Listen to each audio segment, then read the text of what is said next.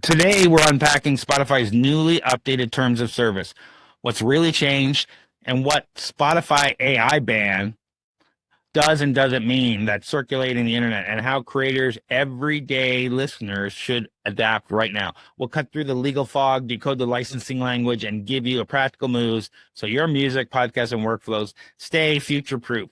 So they're calling it a Spotify AI ban, but that's not really what's going on here at all. I don't know why that's the news. Oh, they're Spotify's banning AI. When you start looking at the term and service stuff, AI stuff is rather ambiguous, but the other stuff is very detailed. What's going on here, John? Yeah, so it essentially is doing what all of these other companies are doing in giving themselves free use to your music. It's not a ban on AI, it's a ban on their using your stuff outside of their platform, essentially, right? Yes, yes. So it's crazy. So their updated terms, they've implemented this multi-layered prohibition against third-party AI training. That is what spans across their user guidelines, developer policy, privacy policy, all that sort of stuff. The user guidelines explicitly state that users cannot engage in using any part of the service or content to train a machine learning or AI model, creating kind of a blanket protection against any form of data extraction for AI purposes. So this essentially mirrors language for the application for Spotify's web API, stating developers can't use the Spotify platform for any of this stuff. So the thing is, they've kind of created an AI for me, but not for the policy, if that makes sense. So they're protecting their own platform and allowing themselves to use your data, like as in the user's data, to do anything they want, but no one else can use it. Right? Yeah, exactly. So their content policies is significantly expanded under these new terms. The platform now reserves the right to remove content at any time for any reason with no obligation to tell you. The broad authority gives Spotify unprecedented control over user-generated content. When a user uploads content to Spotify, they grant the platform extensive licensing rights according to the updated terms. Users can Spotify with a non-exclusive transferable sub-license royalty fee, fully paid, irrevocable, worldwide license to reproduce, make available, perform, and display, translate, modify, create derivative works from, distribute, and otherwise use any such user content. Wow. Yeah. So it gives Adobe vibes. Yeah, and this allows you to modify your content without permission, create derivative works from your uploads, distribute your content globally, sub-license your content to third parties, or use your content for commercial purposes.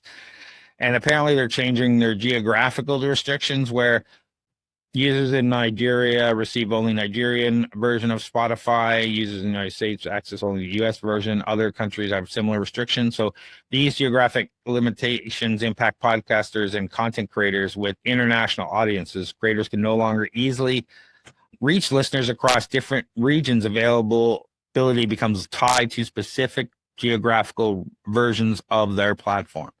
Yeah. So I guess, I use the Spotify widget to promote our podcast. I use a bunch of different platforms. And now I'm like, do I have to put another widget up there? Doesn't have the best looking widget.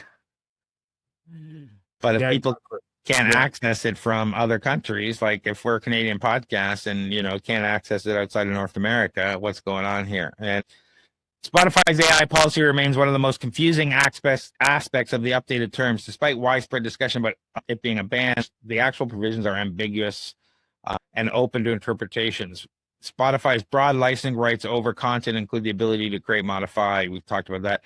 And that none verified sources confirm Spotify's ban on third-party AI training or clarify whether Spotify will train in its own models on user data. So nothing says whether they will train third parties, get it outside, do all the stuff to it. So the uncertainties are whether third-party AI companies can access Spotify content, how Spotify's own AI features are uploaded content, and what protections exist for creators concerned about AI training, and how licensing term may apply to AI-generated content. So there's a lot going on here. So they updated their stuff about subscription changes in billing procedures. So the billing procedure changes appear to focus on clarification of existing billing practices, updating user guidelines for subscriptions, and potential modifications to canceling policies, and enhance transparency for subscription management. So there was concern that they could change the pricing at any time and not really tell you. So I think they're trying to clarify some of that, but it sounds like they haven't really done that 100%. No, they haven't. On a positive note, Yep. they finally released lossless audio. So and you have to actually manually go in and change it. So it is in Canada, so I have changed it. But yeah, so like these policy changes kind of reflect the broader industry movement toward protecting platform data from AI companies.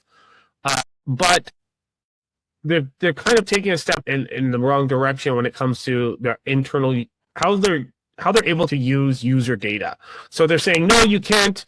External companies, external AI companies, or anyone external can't use our data, but we can. We can use it for whatever we want, and you have no rights to your data anymore, essentially. The second you start using Spotify, second you upload a song, it's not yours, essentially, anymore.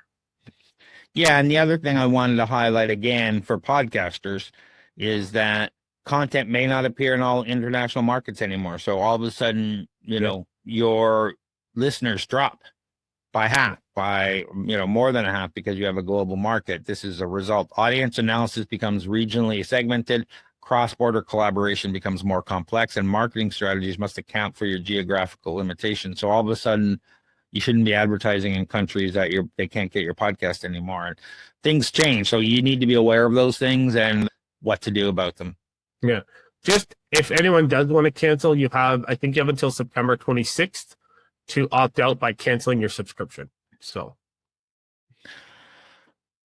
if you remember one thing, policy shifts like this change the playing field overnight. Diversify, automate, and keep your rights and literacy sharp. Always be looking at the terms of service and what they're doing. And we try to cover this when they make dramatic changes because they just keep trying to take away our rights. And it's very concerning. We need to be aware around this. So let us know what your thoughts are on this. Is this going to change your view of Spotify or not? We'd love to hear your thoughts. What do you got going on, John? Oh, you know, just working away, helping companies secure government funding. Maybe heading to a couple events. Not sure what's coming up. So this will probably come out after Elevate.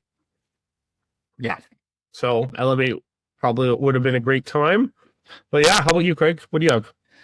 So assuming this is November, we got a Flowgrammer event and a Toronto Startup Investor Drinks. If you're in the GTA area and want to learn or be part of a Flowgrammer, N8N, or Vibe Coding meetup group, join us. Go to flowgrammer.ca and check out the upcoming events and join us. If you want to find out more about how to take your startup to the next level, head over to torontostarts.com. Our events there, Startup Investor Drinks. So we do monthly. It's open bar, open pitch. It's an intimate event, and the conversations are next level. So check all that out there, and we'll see you in the future. Anything else, John? No, that's it. So thanks, everyone, for listening. Don't forget to like and subscribe and leave a comment. We really appreciate it. Have a great one.